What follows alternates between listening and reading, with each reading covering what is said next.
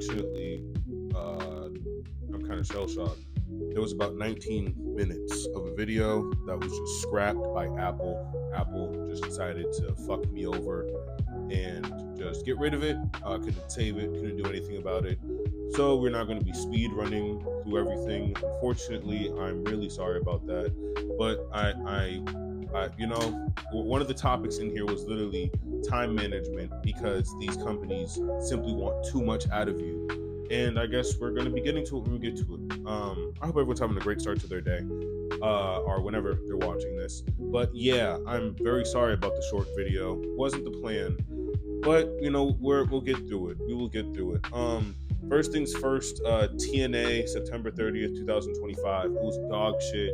They're changing the name because of Israel, fucking murder state, being pissed and pampered about it.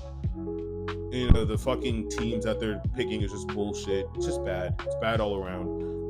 That was NXT, September 30th, 2025. AEW Dynamite. Congrats on their 6 years. That's awesome. It's great to see you eventually going to hit a decade. That's going to be great. Kenny Omega, one of the best wrestlers on the planet. Him with Brodino and the Bucks. They're going up against Josh Alexander. Really, really good match. Brodino and Kenny Omega, they end up going over. And after we get a surprise return from Andrade, apparently, the 90-day clause is not applying to him because he failed a bunch of wellness tests, meaning that he can kind of do whatever the fuck he wants. A Kyle Fletcher versus Orange Cassidy match that I thought was really good. Really, really good match all around. El Cone ends up coming in to disrupt the match, leading up to an El Cone and hologram situation. Andrade and El Cone are part of the Don Callis Avengers. That's pretty cool. I wasn't able to catch all of this match because these companies, they want way too much time out of you. I mean, it's 2 hours and 30 minutes of a product. I'm a grown adult with things I have to get to. So me not being able to watch the show I enjoy, it isn't deserving of the tribalism that comes after it. I mean, you can hear any fucking commentator speak about how low AEW's Dynamite's number are, but nobody wants to talk about SmackDown's low numbers. Even if the SmackDown does have low numbers, doesn't mean that it has poor wrestlers. It just means that it has poor production. That's all I have to say about that. The Riders versus the Ops, really, really good shit from that. The Ops presentation with Hangman is really interesting. The Death Riders also have a really good entrance. Their entire appearance is really, really satisfying all around. Hangman and Samoa Joe, they get into a bit of a scuffle, being that, Hangman just incorrectly handed off a title.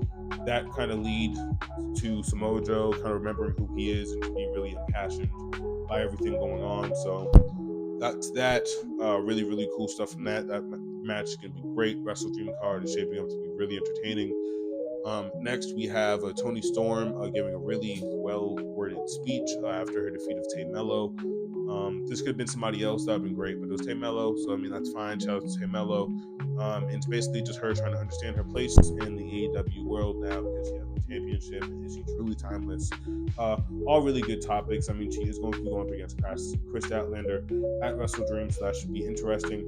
We get a Gates of Agony versus Swirl match. Really, really cool match. Blake Christian, really, really cool guy.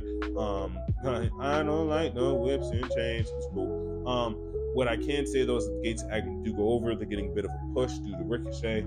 This leads to either next week or at Wrestle Dream, MVP and the Hurt Syndicate have challenged the Admirals, Gates of Agony with Ricochet, to a 6-man street fight. That should be awesome. That should be really fun. Really, really good show all around. I'm just not in a great mood because when I tell you 19 minutes of a fucking video just got deleted and my phone said, you're not getting it back, we don't know what to tell you. Really, really disheartening shit. I'm going to be honest with you guys. All I can say, though, is that from that match, I didn't know who the heel was. So, that was the thing. They're both kind of cunts. At least kayfabe, they're both supposed to be, bad guys. So, who knows? We get a Chris Statlander and Darby Allin match versus Marina Shafir and Yuta Wheeler. The also presentation for this match was really good. It was really extreme. It's kind of like a street fight. I like that. Intergender street fight. Let's fucking go. There was a bit of thumbtacks.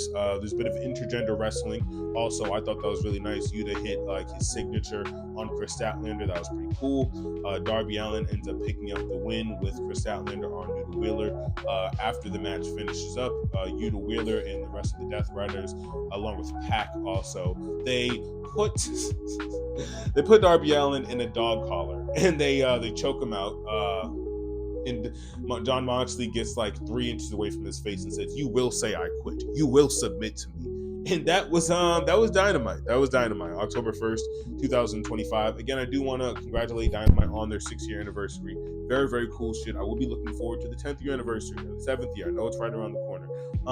What I really do want to pull from this show, though, is just good production, and the matches going into this show meant something for Wrestle Dream, which I assume is only going to be 3 or so weeks away. So 3 or so weeks away. So that should be really cool. I had a really, really good time watching this Dynamite. And I mean, from Jurassic Express all the way to Mark Briscoe, I liked a lot of the segments here. The only things that moved a little bit too slow for me personally was just that swirl match. And even then, Blake Christian's one hell of a performance. So like, who the fuck am I to criticize that? Again, I'm really sorry, guys. One of the quicker reviews, but fuck technology. Okay, technology will make your life a lot harder than it needs to be. All right. This would be a boy Cappy Barra. All right. We do have some other stuff going up later this week, so make sure you stay tuned for that. You all stay beautiful. Peace, y'all.